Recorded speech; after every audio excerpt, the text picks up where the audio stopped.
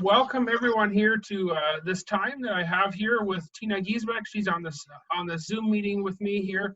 So to each and everyone that's going to be watching this, we welcome you here, and we just hope and pray that you will be encouraged and blessed through this time that Tina and I plan to have a discussion. It's a follow-up discussion from her faith story that she shared in our church on May 31st.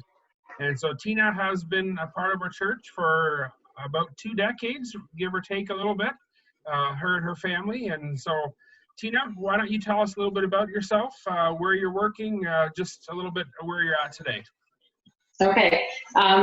Thanks, Abe.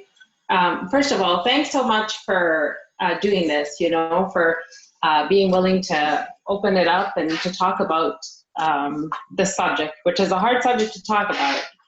And and I think it's a very much needed topic that we need to talk about, especially in the church. So I'm grandma of 10, been married for 38 years, live in Stratfordville. I work for Norfolk Public Health. I'm a family support worker, and and I attend the Stratfordville EMC Church. Nice. So, Tina, you said you work with the public health unit, and so my understanding is you've done quite a bit of training over the years, that they've trained you in various aspects of it. So tell us a little bit what some of that training has been and whether or not that's included some mental health training. Okay, so obviously I get a lot of training in just the practical things that I need. Like, I work with moms and children, so a lot of training in what best practice is. But as a result of my history with struggling with mental health is my passion. So whenever I get an opportunity to take any kind of training, I do. I've had the opportunity to listen to some of the world's best professionals and speakers, going to conferences. Obviously, my most training came from all the years of my own counseling, and then I just dug into it personally. However, I do have professional training as well. I have my mental health first aid. I am actually what they call a Safe Talk presenter, which is safe suicide awareness for everyone. And and like I said, basically, postpartum is my passion for young moms, obviously, because I work with young moms and because I myself struggle with it so much. So that's an area where I take as much training as I can whenever an opportunity comes up. So it's an ongoing thing. And also, I should mention, I do have my certificate in the fundamentals of addictions counseling. Mental health and addiction goes together the majority of the time. And also, that struggle is so big nowadays. So I decided to do that as well. Wow, so you actually have quite a bit of training under your belt, and even if you aren't even if you don't have a certification in every department of mental health, but there's a lot of areas that you have been trained in to an extent anyway, which is quite amazing, actually. Yes, absolutely. Like I said, it has become a passion of mine, and so I try to stay on top of it. And whenever I see an opportunity or something new comes up, I try to get into it or whatever. Yeah. All right. So Tina, tell us a little bit, what is a definition of mental health? Well, mental health, Abe, is it's the health of your mind, right? So think physical health, right? Your body's physically healthy, it's happy. When there's mental health issues, it's in the mind, right? How happy are you? How sad are you? How angry are you? How well do you cope with stress? How are you in relationships, right? And then we can even get into deep stuff like psychosis and schizophrenia and addictions. It all has to do with the health of the mind. So with that definition, actually, we shouldn't be scared to talk about mental health, because in reality is mental health, like, we all have mental health. It might be our mental health might be healthy, it may need some work, it may not be healthy, but whatever it is, mental health isn't something to be scared of, is it? Absolutely not. And it is so sad that there is such a stigma about it out there. And I think the majority of it is people just don't understand, right? But in reality, it's the health of your mind. And that's what it is. And it's not something that we can necessarily control. Yeah. Just like our physical bodies. Yeah, exactly. I was thinking the same thing, because how many videos and teachings don't you see all over the place, how to exercise and get the right diet and all this stuff to have healthy bodies. But as soon as we talk about the mind, somehow there's a stigma attached to it, and we're scared to talk about mental health. That's exactly. And I find, especially, I'm going to say now in the Mennonite culture, in the Mennonite community, I think too, or maybe the Christian world in general. I'm not sure how I should say it, but at least in my groups, right? In the groups that I know of or whatever. Yeah. Yeah. So Tina, you did, as I mentioned, you did share a faith story with our church on Sunday, May 31st, and you shared quite a bit of personal stuff. Some of the stuff that you shared included some very vulnerable and honest aspects of your own struggles and journey with mental health. So just as a side note for anybody that's watching, I will attach a link to this bottom of this video when it's published on YouTube, that you can go back to our May 31st service and hear Tina's story if you're curious about that at all. So Tina, you shared this, and like I said, you made yourself quite vulnerable about your journey with mental health struggles. So what gave you the courage to share this? Well, so that was 28 years ago when that journey started. And of course, things were very different back then than they are now. But I just come to realize more and more, the church is starting to open up more. And I heard you quite often make the comment about mental health. And I sensed the openness in you. And then when you talked about doing a faith story, to me, it just kind of went together with my mental health journey. And another thing was, we have quite a few new people coming to our church and different backgrounds. And I just thought, if I have struggled with this, there must be other people that are struggling with it.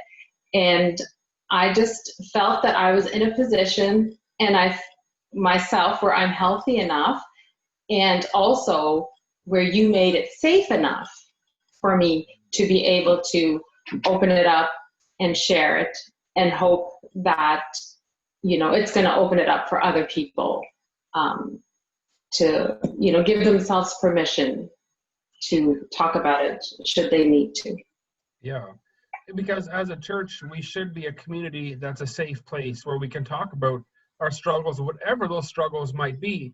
That doesn't mean that we're justifying certain things. It doesn't mean we're making excuses. But when people are struggling with things, if they can't even find a safe place to talk about it, how are they going to find the help that they need?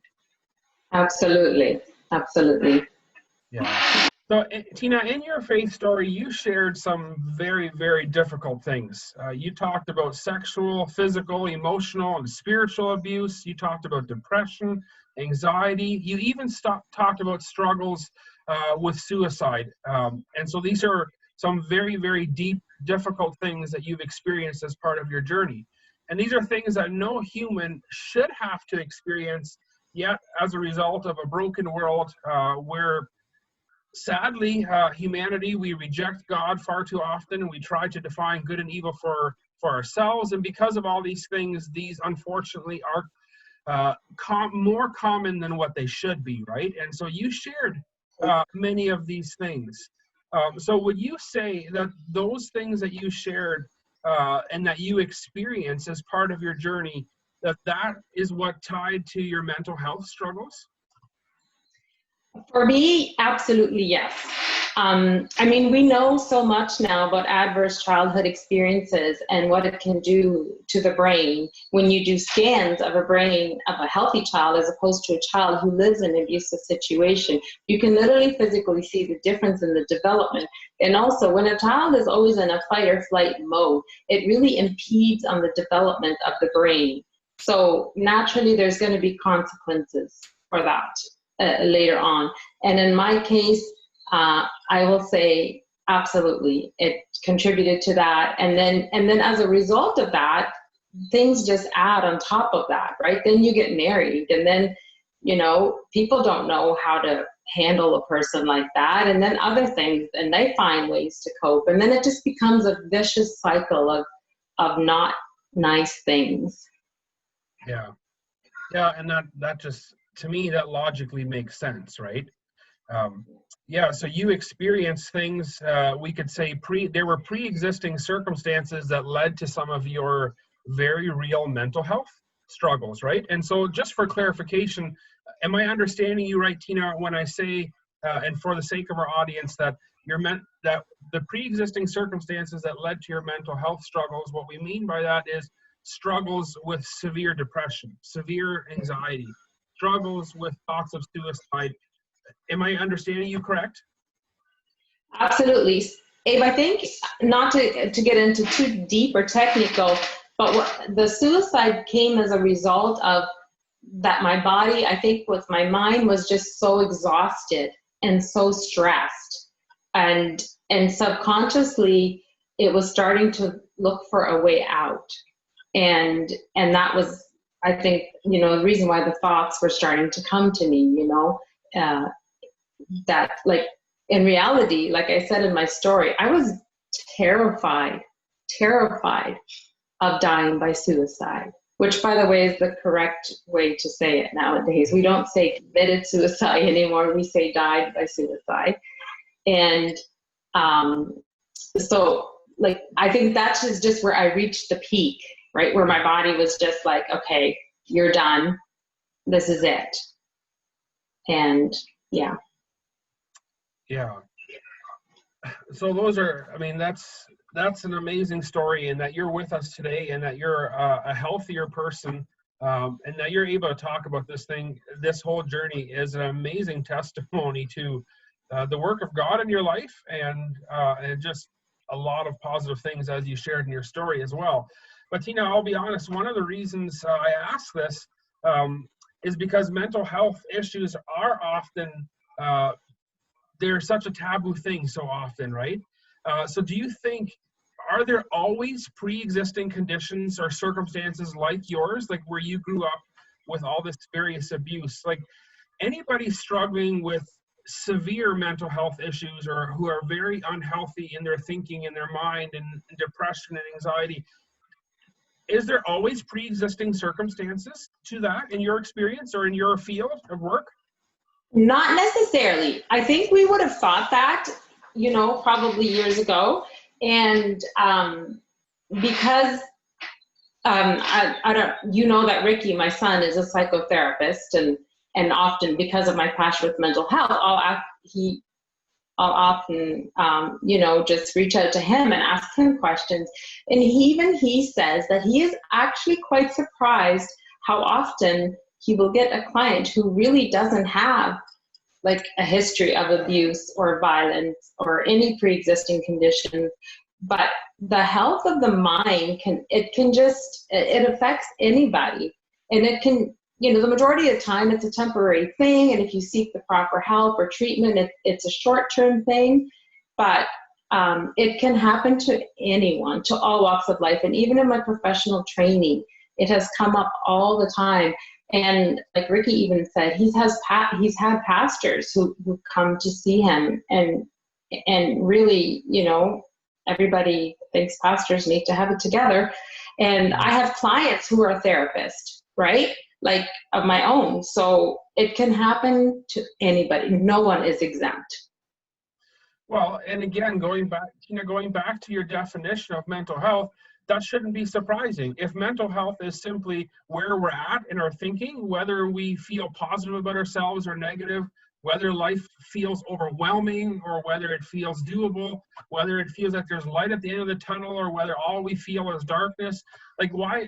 That's not surprising, right? Absolutely. And of course, you know, where I do the most of my work is in young moms, which often is after the birth of a child, when a mom will start to become depressed, postpartum depression, which we now know so much about. We didn't know back then either, which I always believed contributed very much, obviously, to mine as well. But and that's a hormonal thing, which often is short-lived, but it can also, the onset can be after the birth of a child, but it can then turn into, like, a long-term thing as well. So it can be different things. Yeah. See, and one of the reasons I brought up the question about pre-existing conditions to mental health is because, like, going back to the issue of that it's sometimes still taboo to talk about, right?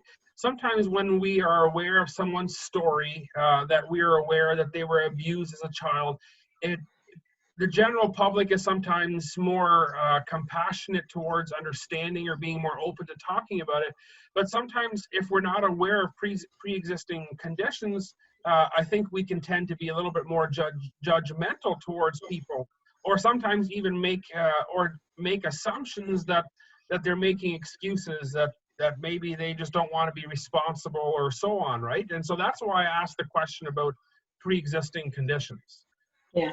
And the big thing is we don't understand mental health, right? It's like it was just never talked about. We were never taught much about it, and we don't understand. And of course, there's a stigma of mental health. And then there's also the belief, especially as a Christian, that we're always supposed to be happy and we're supposed to feel blessed and we're supposed to feel grateful.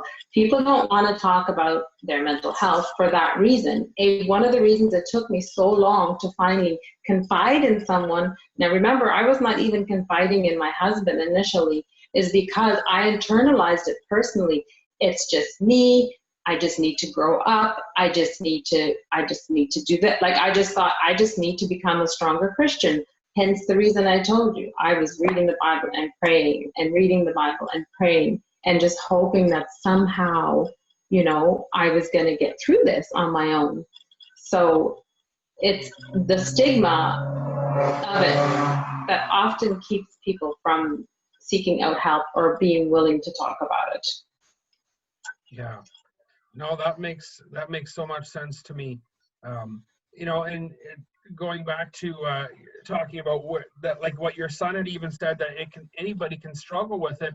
Well, I think of, and I don't know if this is accurate or not, but I think of our physical health. So somebody that is, say, born with a handicap, whether it's a physical or mental handicap, or somebody who all of a sudden gets cancer or something like that. Like, what have they done to contribute to getting cancer or being born with some kind of handicap? And I think there are probably some parallels here, if I'm not mistaken. Absolutely.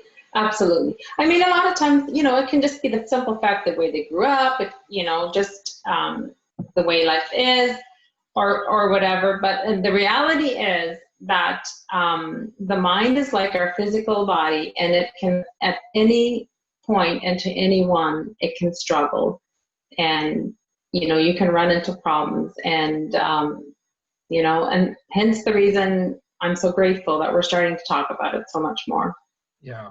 Yeah. And see, and the reason I brought that part up was to tie into what you said right before that. So, and this is what I'm getting at. So, Tina, I'll put you on the spot a little bit. Do you think, and you talked about Christians having a hard time understanding this or accepting it, sometimes the idea is, and you alluded to it, the idea is that if you struggle with depression or anxiety or any kind of serious mental health struggles, that it's just a lack of faith.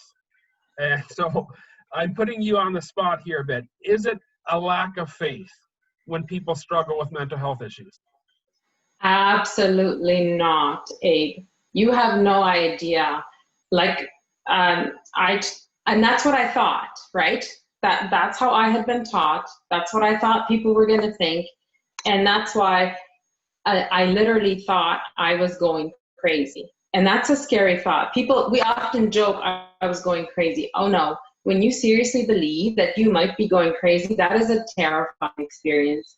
And again, we have to be very careful with that.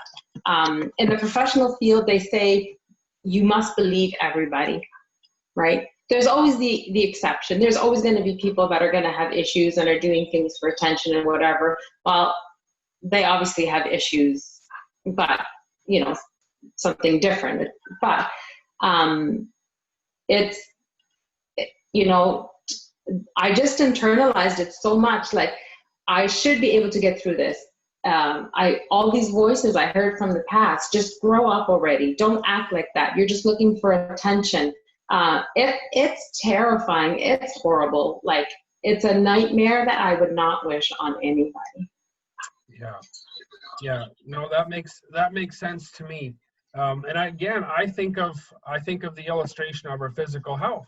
I would say that for a Christian, our physical health is sometimes out of our control, especially with stuff like cancer and some things like that, right?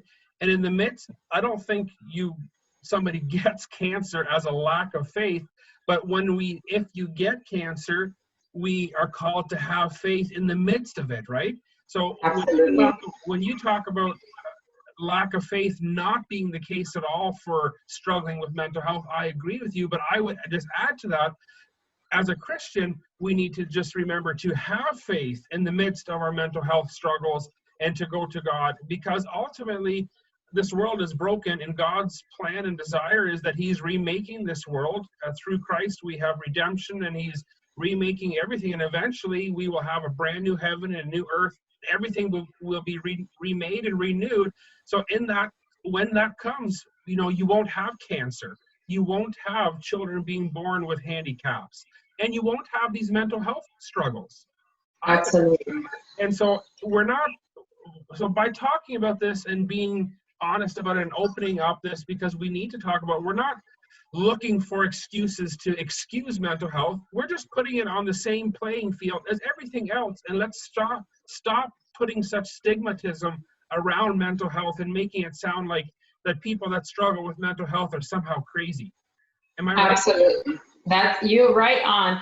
And also another thing I'd like to mention, Abe, is one of the problems too is we don't want to accept the feelings that we have, right? We don't like the way we're feeling, and we don't want to accept them, and we don't want to talk about them. And that, in fact, is one of the biggest things for me now, is having the freedom to talk about how I feel, right? I used to never be able to, because I was too afraid of what people were going to think, and I shouldn't be feeling like this and whatever. And if any, I would encourage people, we don't like the thoughts that we get often, but we need to accept them. Now, what we do with them is another, that's another story, but we need to talk about how we feel. Like you said before, we need to find that safe space. We need to accept that what things are, and then, and deal with it.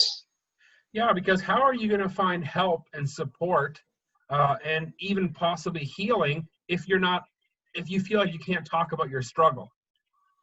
Absolutely. Abe, when I think about counseling, and I often will encourage this for people, especially in Christians, when I think about, for me, counseling was, Jesus said, I came to set them free so they can be free indeed.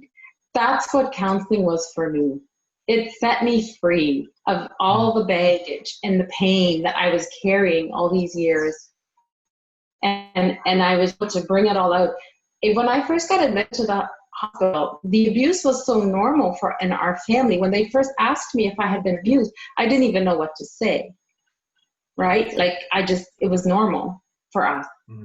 So one of the big things for me has just been the freedom, right? And not having to condemn myself for the way I feel. And so I just always think of that, the phrase where Jesus said, I came to set them free. Mm. And that, to me, is where therapy comes in. Yeah, and I can personally attest to that too. My journey is different than yours, but I've been doing some intense counseling for the last 6 years. And so I could share all sorts of stories and how I've come to understand how my emotions play a role in my life. And I would say, and I would add to this, to anybody listening, as a pastor, I can assure you that feelings are not a negative thing. Sometimes we treat our feelings as though they're the enemy. They're not. God created us with feelings. Now, because of a broken, sinful world, our feelings aren't always accurate, but we still need to find a way to process it. If we ignore our feelings and pretend it doesn't exist, we get ourselves into all sorts of other trouble. And I think that's a big part of what your story was pointing us to, that when we ignore that, we get into all sorts of other trouble too. Absolutely. Yeah. Yes, you're right on. Yeah. So I'll be honest with you, Tina. So obviously it's obvious that I've come to the place that I've recognized and that mental health struggles are a real thing, and that as Christians and as churches, we need to get on board and do our diligence in making our communities safe places where people can talk about it, and making every effort to help people to try to find them the right help. So having said all of that, here's the little honest piece. I do still struggle occasionally with being suspicious that sometimes mental health claims are used as an excuse to avoid responsibility for poor choices, because as a pastor, I see a lot of people making a lot of poor choices, and there's consequences. Even the Bible talks about we reap what we sow to a great extent. There's consequences to our choices, and sometimes I struggle with feeling like people are looking for an excuse to avoid taking responsibility for their choices. Any comments on that? Yes, you know what? And there's always exceptions, right? There's always exceptions. And there's no doubt that there probably is people like that, but then they have another whole issue that they need to deal with, right? If that's the case.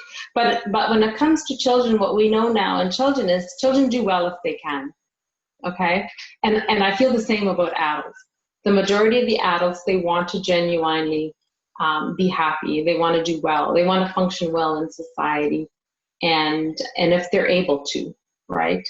So I think the majority of the time, it's not the case. I think, people truly just have troubles sometimes functioning, and it comes in different ways, and people respond very differently, right? So we have to be careful with that. Like I said, that we assume that person is just behaving or just looking for attention, because that was the big thing that kept me from getting help. I just didn't want people to say, I'm just looking for attention. Yeah. Right. And I agree with you 100%, Tina.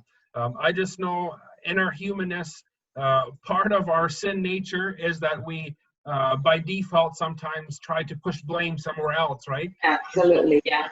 So I'm just recognizing that I think that's sometimes part of the struggle, but I agree with you 100% that we need to be very careful about what kind of judgments or assumptions we make with people who are struggling with serious mental health issues, whether it's depression or anxiety or addictions or whatever the case is, right? Mm-hmm. And mental health is messy. A lot of people don't want to deal with it, right? So it's easier to just say, oh, they're pretending, or they're just looking for attention, or their faith is just weak, or whatever. Because it is difficult. When we don't know how to deal with something and we don't know how to help, we often just try to avoid it. Yeah. And we're not getting anywhere with that, obviously. Yeah, and that would attest to the common fear of the unknown, right? Exactly. Yeah. So Tina, let's wrap this up here. But before we do, so if somebody is struggling significantly with depression and anxiety, and even to the point of struggling with suicidal thoughts, what do you recommend? Where should somebody start? What's a good starting place? Okay, so, and I was hoping you were going to bring this up, Abe, because this is something I think that's very important that I also need to mention. So mental health is an illness. You need to seek professional help, right? Now, the underlying conditions of it needs to be helped as well. First of all, if you're struggling, and especially if you're having suicidal thoughts, you need to see someone who is a professional in mental health. So the majority of the family health teams will have someone on their team that they refer to in terms of mental health, okay? In terms of counseling, ideally it would be nice if we could find someone in the community that's not for profit and that we don't have to pay. And the problem is we're very limited to those resources. One of my dreams when I was on MCS board was to set up a counseling center, but it just hasn't happened. So a big piece of services that we're missing in this area, obviously. But I also want to just say, people are terrified of the word psychiatrist, okay? But the word psychiatrist is a doctor who specializes in mental health. They don't do therapy. They do the medication piece, right? They do an assessment, and if they feel that your condition is severe enough that you need to be on medication, they prescribe the proper medication. The rest of it is counseling.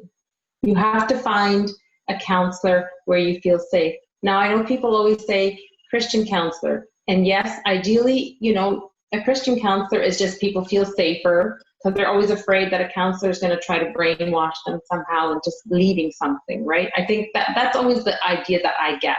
People are terrified of counselors. But you need somebody who's qualified to deal with mental health.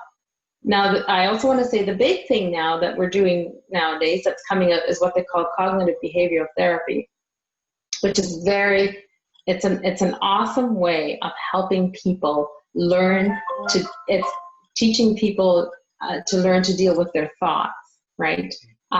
Helping them find ways to cope if they have anxiety or, you know, things that they can do. Cognitive behavioral therapy is great. And that has nothing to do with medication or anything like that. It's just a way of teaching people how to cope, how to deal with their feelings, and that kind of thing.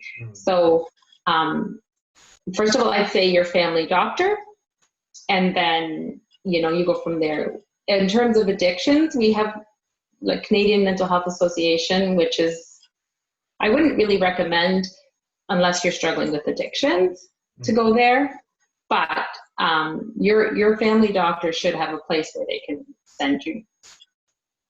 Yeah. Ideally, to start off with. Yeah. You know, Tina, I appreciate what you're sharing there, and that you're encouraging people to not be afraid to go to their doctor and to seek professional help.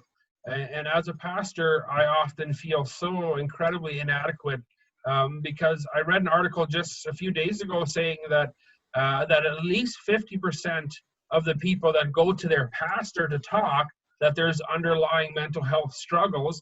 And so most of the time, pastors are not trained or qualified to deal with it, but yet there's so often underlying mental health aspects of it, right? And so what would your advice be, I guess, because a lot of people in the Christian community, they just think, well, I'm just going to go talk to my pastor. What do you say to them?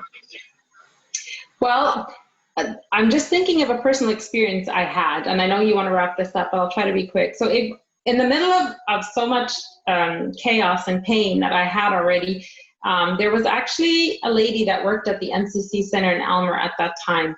And so I heard about her, and I don't even remember how. And I went and talked to her, right? And I just poured my heart out to her and, you know, struggling. And then in the end, she said to me, Tina, you just need forgiveness. If I left there feeling horrible, I already knew I needed forgiveness. I knew that. But help me to find a way to get it, right? Like, so we have to be very careful. That just totally turned me off for a long time to get any kind of help. So yes, they go to their pastor because it feels safe, Abe, right? They trust them like again, I say people are always afraid that they're going to be trying to talked into believing something that they don't want to believe. But I would say the majority of the mental health professionals obviously have some kind of faith, or else they wouldn't be in the field, I don't think, right?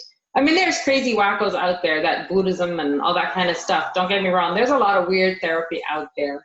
But the majority of the time, if you can find somebody, and like I said, especially if your doctor refers you to them or whatever, you know, it should be a safe space to go. Yeah. And Ricky, sorry, I'm just going to say, and Ricky as a therapist, he also says, Mom, if I have someone who needs spiritual counseling, I send them to their pastor. Yeah. Even though, like, he has a background in theology, which he could, but he says, then I send them to their pastor. Yeah. But if you have mental health, then it's different. And I would, very briefly, I would just say, as a pastor, I feel that I can still play a role in those situations simply by encouraging people and reminding them of that they're created in the image of God and they have so much value and worth, and reminding them of who God actually is and his character, and that God actually does love them and that he desires to have a relationship with them, and those kind of things.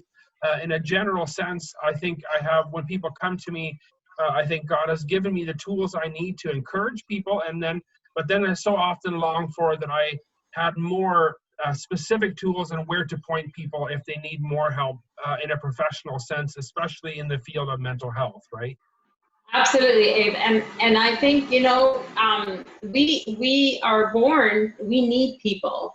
And having that support from the church is huge. I can attest to that as well. Later on in life, we've gone through a lot of struggles, and just having that support, not feeling alone, right? Knowing that you have an encouraging pastor or someone who checks in with you once in a while. It's that feeling of knowing you're not alone. Mental health is such a lonely world. You have no idea. I was around people all the time, but I was so lonely because, right, you just didn't talk about it.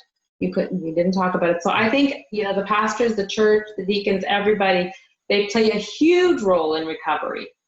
But I also believe that if there's someone who's seriously struggling with mental health issues, they need to seek professional help. Yeah, and there's no shame in that, and that's the message. Absolutely not.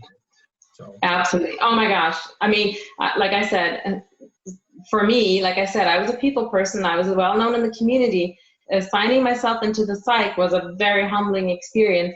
But looking back now, I am so thankful that God gave me the grace and the ability to be able to do that. Yeah. And that it was there for me, like that it was there. People all called me and said, don't do medication. You're going to get addicted to it and you're going to be on it for the rest of your life. And, the same idea of that stigma about the medication. I was confused, but thank goodness I listened to the professionals. I followed treatment, and I'm so glad I did it. And obviously, God's hand was in all of that, right? So. Yeah, exactly. Tina, thank you so much for your time, for your vulnerability, also for sharing some of your professional knowledge and training with us. So we appreciate that. And so let's hope and pray that this will open the door for many to, at minimum, feel like they have permission to open up about their struggles. Absolutely. And thank you for being willing to do this. You're very welcome. God bless you, Tina, and God bless all of you watching this. We pray that you will find the courage to open up about your struggles. Blessings to everyone.